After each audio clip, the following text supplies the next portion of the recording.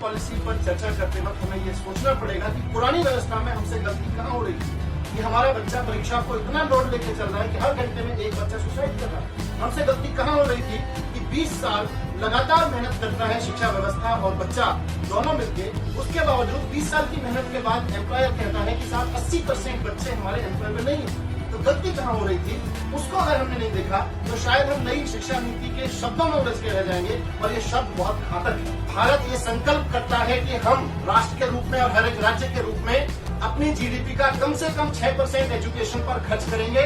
इसके लिए नई शिक्षा नीति को देश को सलाह देनी चाहिए, नीति बनानी चाहिए कि इसके लिए कानून बनाया जाना चाहिए।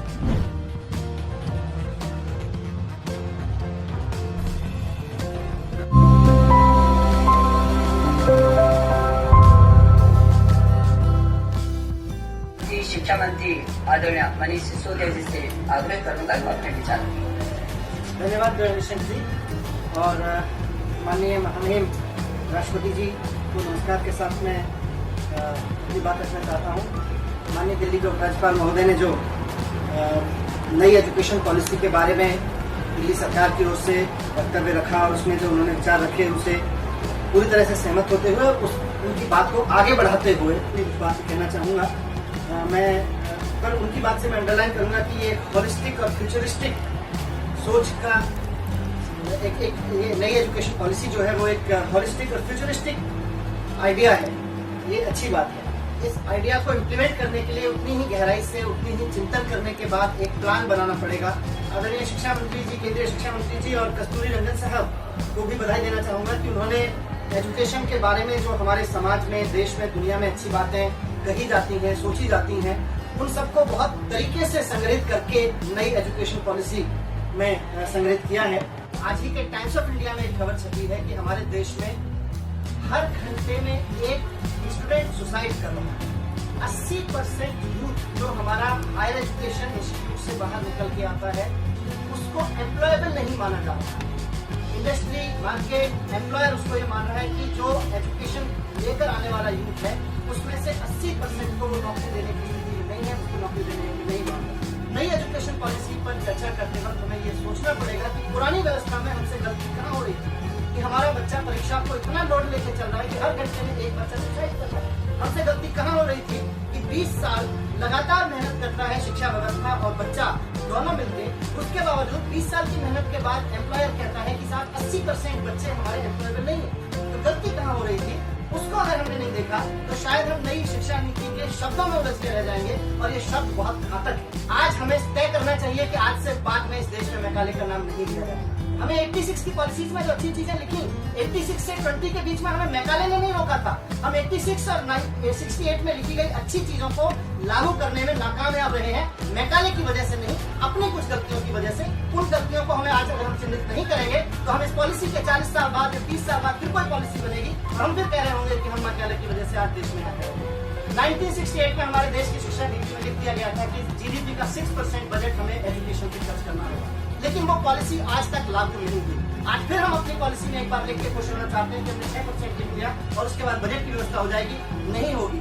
मैंने केप की मीटिंग में केंद्रीय मंत्री जी के साथ में अलग मीटिंग्स में बार बार कहा है कि जिस तरह कि हमें देश में नई शिक्षा नीति में मेरे राय में लिखा जाना चाहिए था या चाहिए कि भारत ये संकल्प करता है कि हम राष्ट्र के रूप में और हर एक राज्य के रूप में अपनी जीडीपी का कम से कम 6% एजुकेशन पर खर्च करेंगे।